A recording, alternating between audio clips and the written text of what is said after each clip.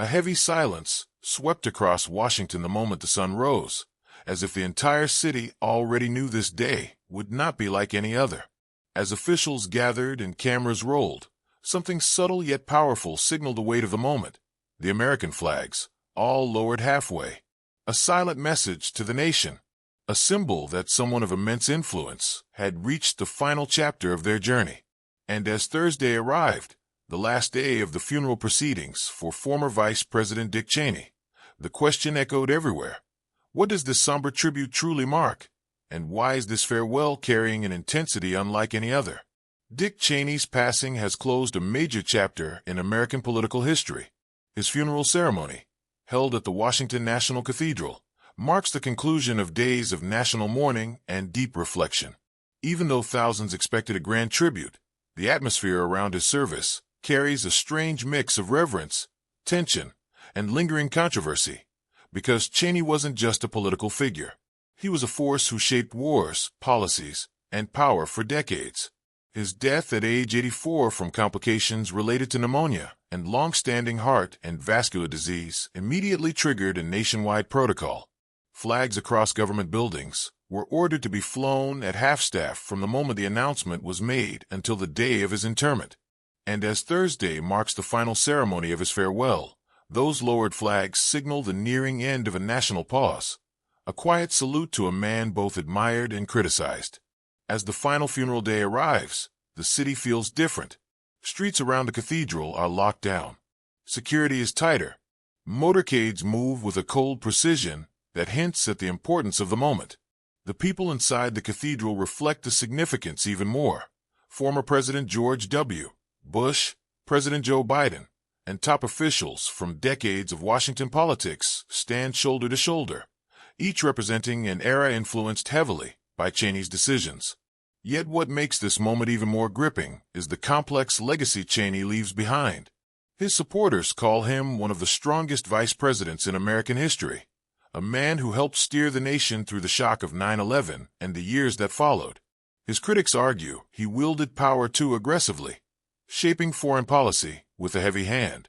Even in his final days, he remained a polarizing figure, respected for his experience, but questioned for his choices. The funeral, therefore, is not just an act of honoring a leader, but a moment of confronting a legacy that changed the direction of an entire nation.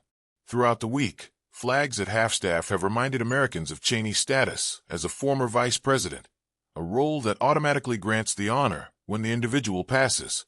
For many, these lowered flags sparked reflection, some remembering his service, others revisiting the complicated conversations that surrounded his career. But today, as the flags remain lowered for the final hours, they represent something deeper, the closing of a long and dramatic chapter of American governance. Inside the cathedral, tributes focus on Cheney's decades of service, his long personal battles with health, 5 heart attacks, multiple surgeries, and a heart transplant, tell a story of a man who refused to slow down, even when his body demanded it. Despite illness, he continued shaping political discourse, writing books, advising leaders, and influencing policy. His determination to remain active in politics until the very end adds a haunting tone to this final farewell. The funeral brings forward emotional moments from family members. They speak of a man who was loyal, private, and devoted to his work. Colleagues recall long nights in the Situation Room, intense debates, and decisions that would go on to shape history books. But even as people honor his contributions, an unspoken truth lingers in the air. Cheney's career will continue to be analyzed, debated, and interpreted for generations. As the ceremony nears its end, the significance of the lowered flags becomes clear. They symbolize not just the loss of a former vice president, but the passing of a political titan whose influence stretched over wars, presidencies, reforms, and national crises. The half-staff order will end once this day concludes, but the impact of his decisions will remain in the country's memory long after the flags return to full height. When the final prayer is spoken and the last motorcade prepares to move, Washington feels the weight of a transition.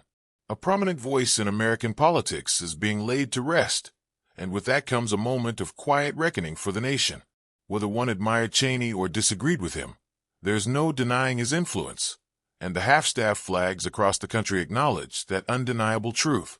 As the ceremony ends and the flag orders prepare to lift, this Thursday marks not just the end of funeral events, but the end of an era.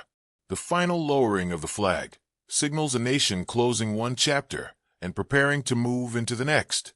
And as the cameras fade and officials depart, the story of Dick Cheney, its triumphs, controversies, and consequences, remains a powerful reminder of how deeply one man can shape a country.